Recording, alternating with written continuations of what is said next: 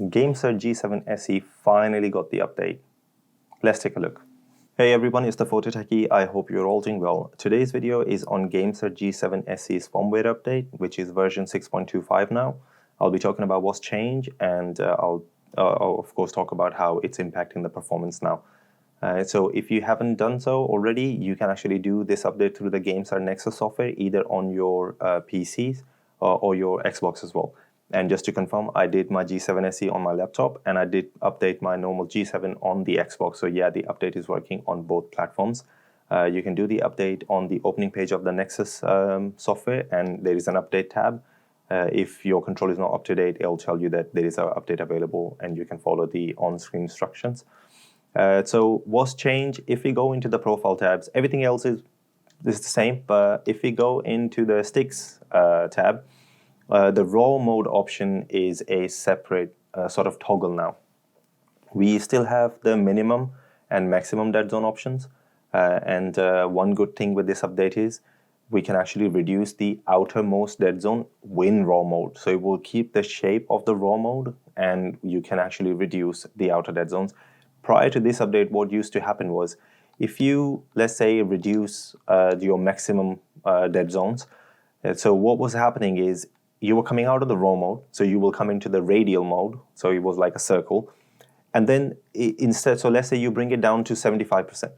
So what was happening that your movement of the stick would actually stop at 75%, you won't get more than 75% register. So it wasn't that you could reduce the turning circle of the whole thing, you were actually just reducing the stick to only register at 75%. So that was very strange that it was happening that way. And now it's changed. So yeah, and this actually works. So just to show you, it actually scales with the values as well. So at the moment it's showing me that I have 1.38% register with this sort of like, the maximum dead zone change. If I go into gamepad tester, and you will see that, so I have 1384. Can you see that? That's the value. So 1.38% register currently. Going back into the Nexus, I will reduce it even more, and you will see that it will scale with it. So if I, let's say, bring it down to 40%, so now those resting values have gone to 2.60, and if I go back into gamepad tester, you will see 2596, so that's 2.6 basically. So when you're reducing, the maximum rotation of the stick is actually linear scaling. So let's say if you bring it down to 50%, so where you had the 100% before, that will happen at 50%. Really good addition in my opinion. And you can do that with the raw shape. So you don't have to be in a radial mode to do that. You can actually decide whether you want that imitated raw mode shape with the reduced sort of circle, or you want a radial one and the reduced circle.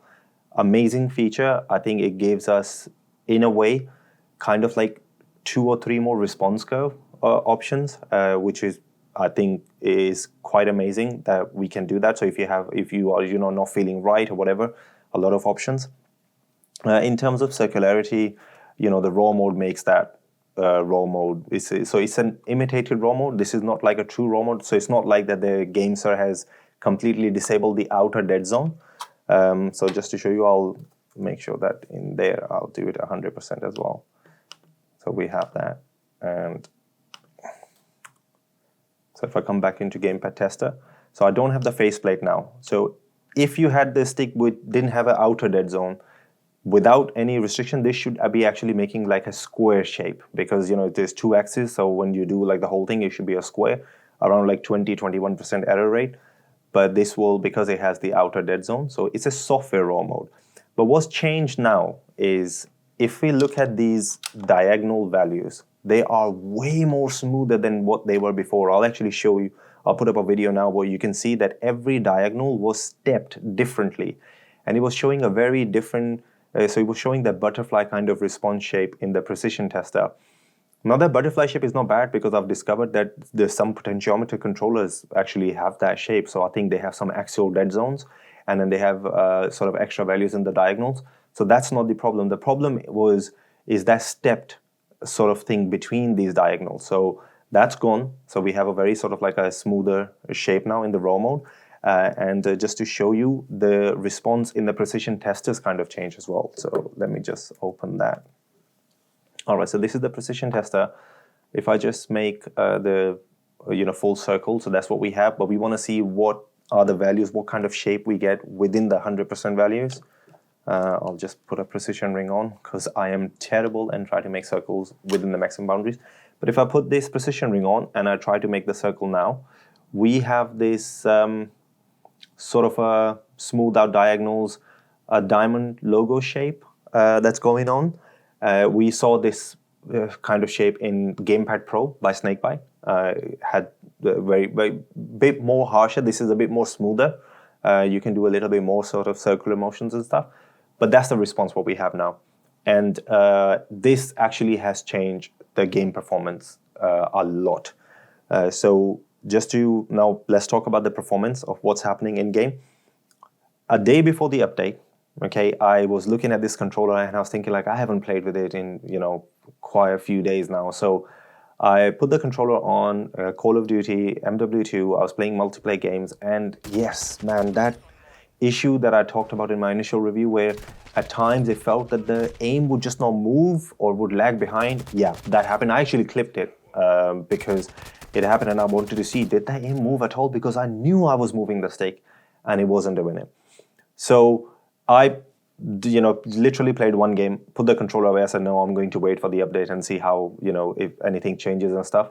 Literally the very next day we get the update, and man, it's made such a big difference. I don't have that issue anymore where it's, it's not catching up. Quick flicking, targeting, like when you play, you're sort of playing instinctively online, you know that, you want to get used to your controller. I know a lot is done with your screen, a lot is done with your audio and stuff, but this feels so good now. I felt so competitive playing with the controller, quickly moving around, tracking the targets and stuff. It felt so good. And I have to say, yeah, I really, really enjoyed over the weekend. Put at least like 8-9 hours of game time on it, and yeah, it was performing super good. And I have to say, I am really, really happy that the issues have been resolved in the raw mode. Now, so long term, so sort of like the other issues of the controller that I still feel, so like I've mentioned before, this the faceplate moves a lot, especially my play style. So when I'm doing a lot of movement and stuff, this moves too much in my hand. I'm using a precision ring, I have control freaks on and stuff, so doing that, yeah, that still happens. And something strange that's going on is with the D-pad now.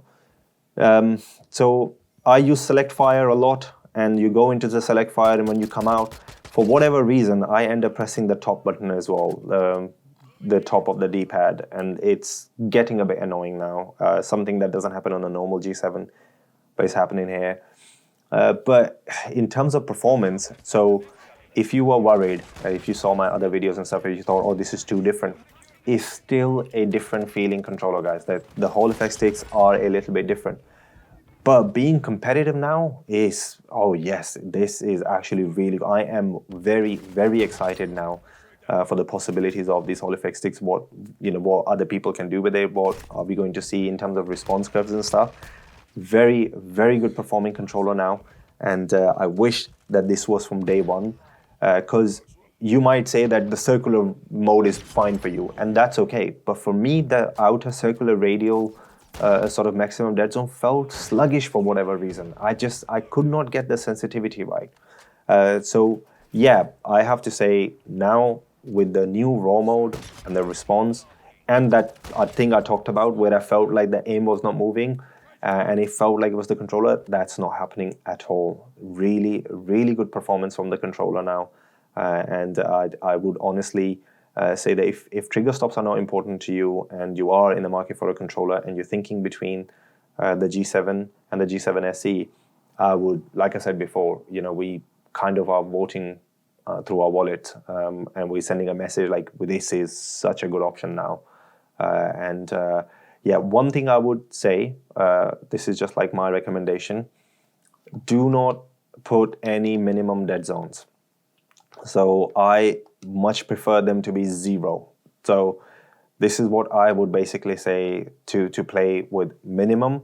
And if you are using precision rings, then yeah, keep it maximum. But if you feel like, oh, the turning circle is a bit too much, you can reduce the max and use the raw mode. The raw mode is working really well in Call of Duty and Battlefield. Those are the two games that I'm playing. And yeah, this feels really, really good. So I would definitely suggest that you do that. But minimum dead zones, yes, please keep that to 0. And if you don't like the drift, so sometimes I have on this controller, I will get like 4%, 5%, like, depending where it sits. So I've even seen it to like a 5% or whatever.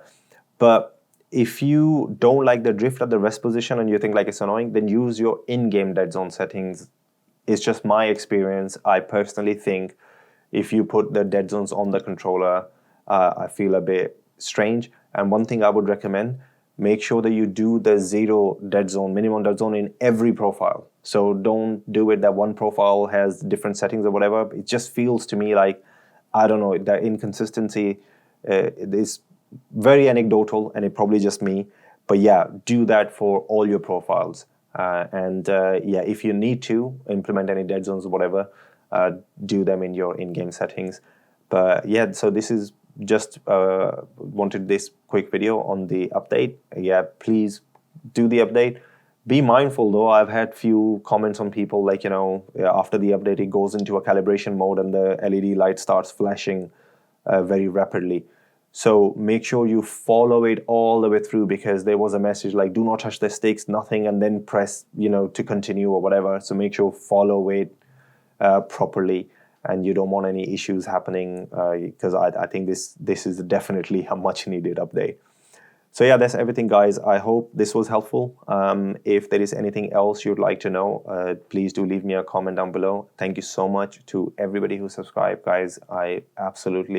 It's amazing, your support, and I thank you a lot. So yeah, I hope this was useful, and hopefully I'll catch you in one of my other videos. Bye for now.